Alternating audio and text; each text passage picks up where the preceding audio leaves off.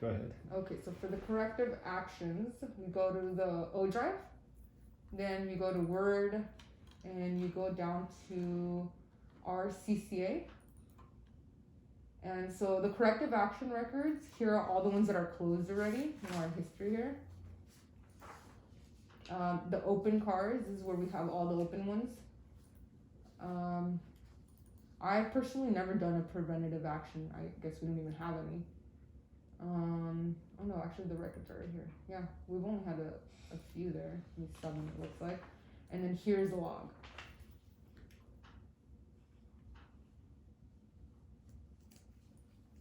So these are all in order. So you would use the next sequential number. So we would use 0340. Should I close the form? Oh no, I was just going over this one. So the car number would go here. So the car number was that one. The next sequential number, the 03340. The one that goes right here. The issue date, so if we're doing it today, we would put today's date right there. The names of the personnel, so the persons that are filling this out.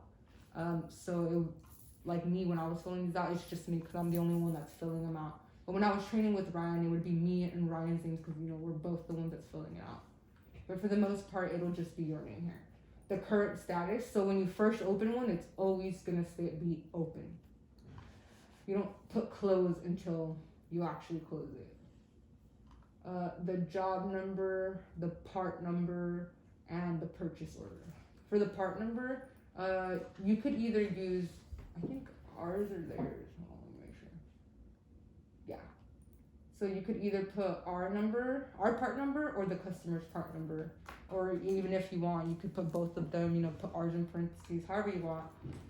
I personally like to use the customer's part number because when it was requested by the customer, an easy way to search it in your emails, just in case you forgot something or you want to refresh your memory on it, you're gonna want to search by that number. Sure. The customer's part number or their PO. That's most easiest to search it in the emails. And then the purchase order number. So I just want to show you guys the form. So the shortcut's already in here too for the forms. Of course, the forms could also be found in the document center, but it's also right there in that folder for easy access to you guys.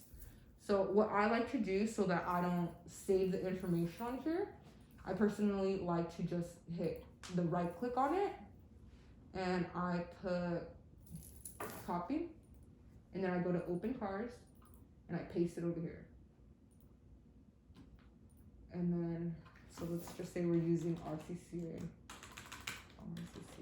0340, right? And we'll just say internal for now. So what goes here is the customer's name, if it was a customer or whoever. So for these ones, the way to mark it is you double click and you put checked and you just press OK. And then to remove it, you just double click and you put not checked and that's it. So when you go to close it, that's what you would do, and then you would go over here and you click this one and you press OK. That's how you save those ones. And it's the same thing with all the little boxes. You just double click on them. So that's the correct way to do it because there's some people that put the X's here, but that's what the boxes are there for.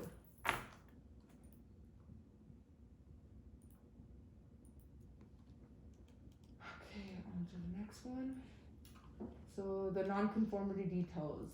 The name of the process/area/department, which is most relevant to the origin of the nonconformity, shall be noted. So if it was, in the IT department, let's say, or the shipping department, or, wherever the error was found or made, is where you would put right there. So the statement of nonconformity shall contain the reason for corrective action request and shall be described in detail. Specific requirements, personnel, and processes involved, etc. The objective evidence shall include physical evidence, operational/environmental conditions, sequence of events, etc. The containment and due date is decided by the customer who prompted the car. So pretty much there's only a due date when it was requested by the customer. Other than that, the due date doesn't really need to be filled out. If the customer has no containment requirements, Coast ACM may decide whether or not to issue a containment. So usually Ryan will let you know, like, okay, yeah, we need to give containment, or no, it's not needed. The names of the customer contact and the Coast ACM representative who are responsible for the car shall be printed. So pretty much what it's saying is, so right here, the process area department, so let's just say material control or something, right? Because the label was wrong. So it'll be material control.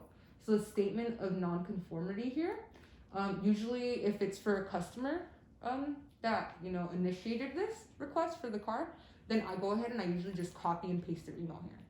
Because, you know, they give you everything already on there. Sometimes it's actually real lengthy. So you just want to copy and paste what they say there. If it was, you know, found during internal audit, you want to just give like a little summary of what you found that was non-conforming. So for the objective evidence, so in the case, let's say that it was a customer return and the label was wrong. The objective evidence is, you know, the label reads whatever the incorrect thing was and then what it should have been or whatever. You know, that would be the objective evidence. Or if it was for an internal audit, like let's say there's actually some that I found. So for objective evidence, when I was doing the internal audit, I found some packing slips that were not initialed by Anthony. Those ones have to have two initials, the person that ships it at the top, and then the third verification on the bottom. Remember how at the bottom of the packing slip you have to initial? So Anthony wasn't doing that. So I actually noted a few of them, packing slip numbers and all of that. So that's what you would put here. So you would put packing slip numbers, and then you put all the packing slip numbers that you could find. You could even put dates or something if you want, whatever, you know, any little piece of information, you can put it on here for the objective evidence. We'll look at some other ones, but so right here the container required. So that one is if the customer told us, you know, to contain stuff, or if they don't tell us anything and Ryan says yes or no, like you just put right here yes or no. Due date, if it was by the customer, you put a due date. No, if there wasn't a customer, you know, that requested this, and there is no due date. So if it was requested by a customer, so the person that you see the email from that you pasted into here of the nonconformity, you just copy and paste their name on here or type it. And then the name of the representative is a person that's filling this out. So that would be, you know, your name or the person that's filling it out right there.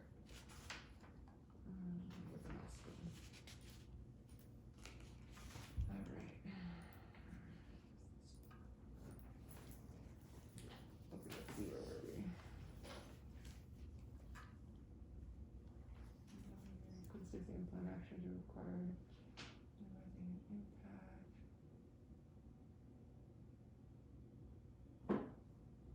Okay.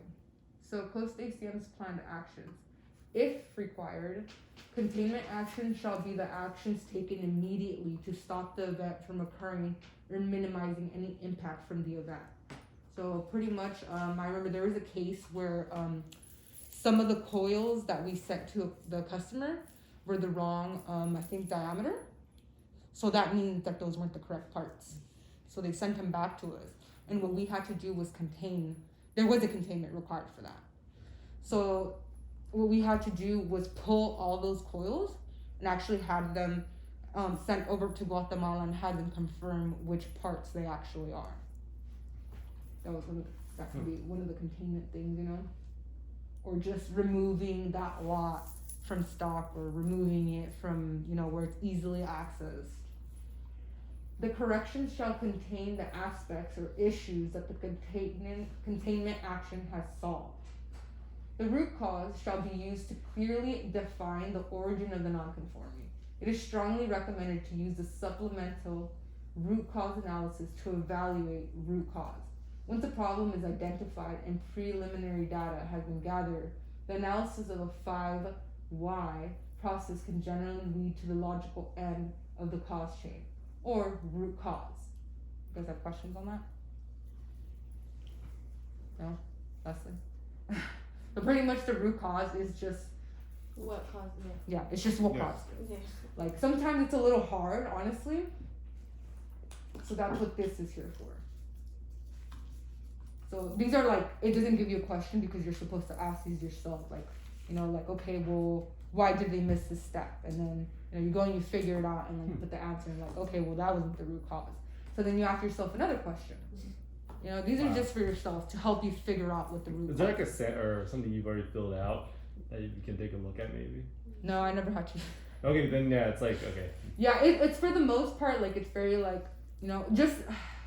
I want to know if this actually happened. The only... You No, know? well, the only thing that I had, like, a problem was with, like, okay, like, for when I was doing an internal audit, the reason why, it was missed, the whole packing slip part, was personally, I just thought that Anthony, you know, just either didn't want to do it or just forgot. Yeah.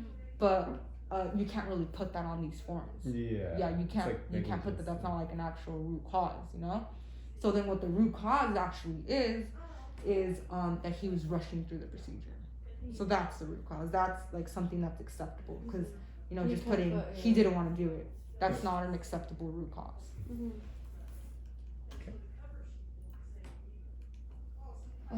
The corrective action.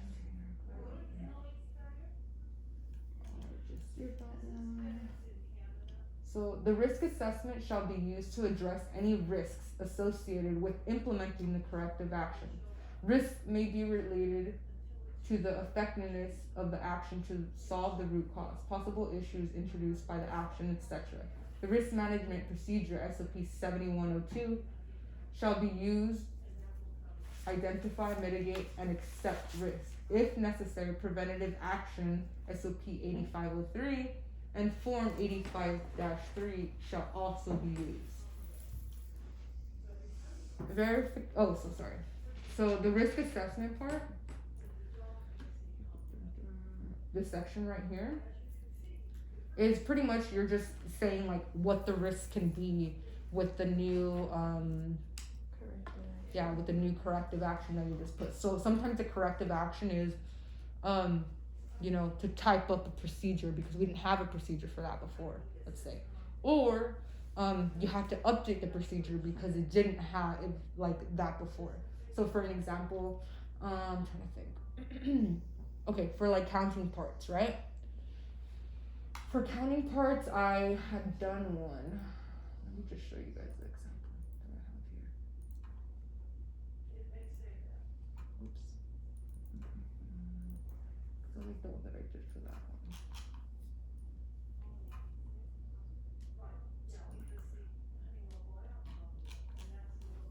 So this one right here, I put once the procedure, no, sorry, not that, because I put the corrections here. So the corrections and the corrective action, by the way, go hand in hand. They should be very similar. So the work instructions for counting parts Q001, Q100, Q101, Q102 have all been updated to add once all information has been inputted. Click on any blank cell below to the filled information and you must save and then close out of the log. So the corrective actions was once the procedures are put in place, retraining/awareness is to be provided to appropriate associates, which I still need to do with that with you guys. But so the risk assessment right here is, you know, risk is accepted for human error, and we'll have to visit the work instructions and the counting part log at a later date right here, the follow-up date on 7/3/20 on the progress and seeing if this has helped with the missing information. Another risk assessment, let's say that this car was for the stockroom. The stockroom is not, you know, being controlled. Yeah, you know, how it's supposed to be. So there's stuff that's missing or stuff that's not properly labeled, stuff like that. So then the risk assessment would be, because I had to actually type that out, would be that there's more risk involved when you're adding more hands or handling the parts even more, because, you know, you're handling the parts more. So there's, you know, they're easy to kind of mess up because there's being so much touching of the parts. Let's see, cancel.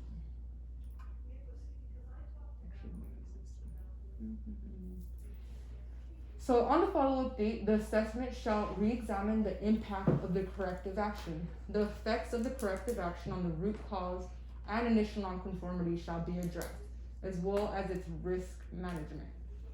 If the assessment of the corrective action is not sufficient to eliminate the root cause, an additional follow-up date shall be scheduled for reassessment. If the secondary follow-up still proves unsuccessful, the corrective action and root cause shall be re-evaluated for accuracy. So pretty much on this one, I actually had a little bit of questions, and this one has to be updated because it says on the follow-up date. So this isn't only done. Sorry, let me just show you the form. It's talking about this section right here in section 3, assessment. So this section right here, it's not only done when there's a follow-up date, because the follow-up date is not always necessary. So follow-up date does not always have to be filled out, and the assessment must always be filled out, whether or not there's a follow-up date. And pretty much what the assessment is you're assessing all of this. You're making sure that the corrective actions were enough to actually eliminate the cause. So on some of them, like on these ones, you can put, because on some of these ones, since there wasn't we hadn't followed up yet, but we're actually able to still close it.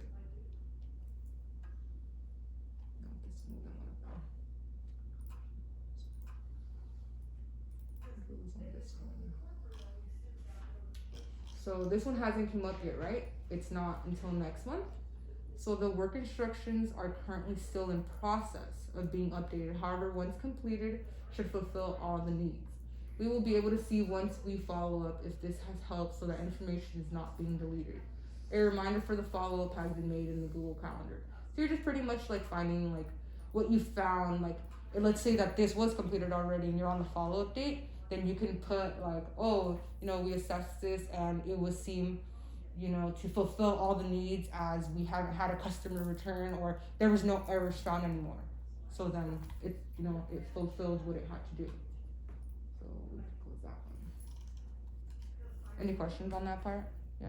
And you can always refer to these because I use this as guidance a lot. You can go to the corrective action record and kind of see it as a guide to kind of help you fill it out a little bit.